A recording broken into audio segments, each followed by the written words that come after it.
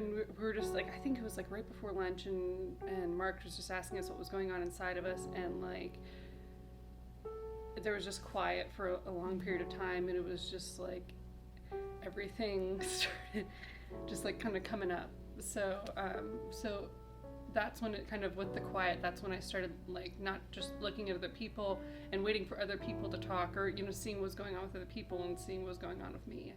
I just started feeling like just like a weight like right in my stomach, like it was just like a brick, like in my chest there was just this tightness, and it was almost like I knew that something was going on, but I was scared of what it would be, because I didn't know what it would be and what it was, and so I wasn't ready to just kind of go there. And I saw in my head a picture of myself dancing, and and I was just immediately like, no. And it kept coming, and I was like, no, that's not, like, I don't want to do that. Like, super reluctantly, I said that I was going to dance. I had like no idea what was going to come out of me. It was just like one of those things where I was just like, I'm literally imploding, so I might as well just do, like, like, why not? Just do it. When I grew up, I was like, I loved dance. I loved it. I danced all like as a little girl. And there came to be a point when I got older when I was really wounded by several people who just told me that I wasn't good at dance, and so I quit. And like, so even though like I still like kind of danced on my own, like I always believed that I was not good at it, and so it just kind of, I allowed that to really hold me back. And but behind closed doors you would dance. Mm-hmm. Yeah. So that was always like, that was like my excuse for it, was that I was like, that's something private. That's something like that's the reason that I like to dance, is because it's something with just me and Papa, and nobody else needs to know about it, and it's not for anybody else. I have never cried like that in my life. There's just snot everywhere, and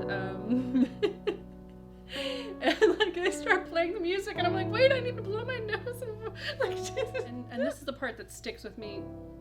Like, even now when I think back on that, I remember that when I started dancing, everyone stood up, and I remember just hearing people like wailing. I felt like what I was doing wasn't just me; it was other people. So I danced, and then it just, that act, I guess, it freed me from a lot of things. Like, I mean, I think in like a small way, it like freed me from my like idea that like, or the lie that I allowed myself to believe that I wasn't a good dancer. But I think it was more than that. It was because that was the most important moment of the weekend for me, I think, was allowing myself to do something dramatic even though I was terrified. Like, that fear wasn't a reason not to do something, because I've never been so scared in my life, and I did it anyways. Like, I hadn't prepared for this amount of vulnerability. I had not prepared myself. That part of my heart was not prepared, and there it was. It was just like nakedness. I mean, it was crazy, because like people just like kept coming up to me and just like hugging me, like after, like just like, and like just telling me how what I did had affected them. Yeah, it was incredible. But like, since Sessions of Sonship, it's been like a weight has like come and like rest on my shoulders, like it, and it's not a bad thing, but it's like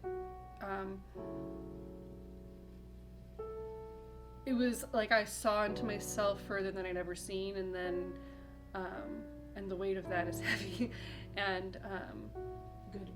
Yes, yeah, I like the things that I've like seen of myself, like the visions that I've had, like I am capable of that, and they're big things, so that makes them heavy, but they're good things. So yeah, it's just like a weight of like the weight of Julia. And like the knowledge that who I am demands a higher standard, like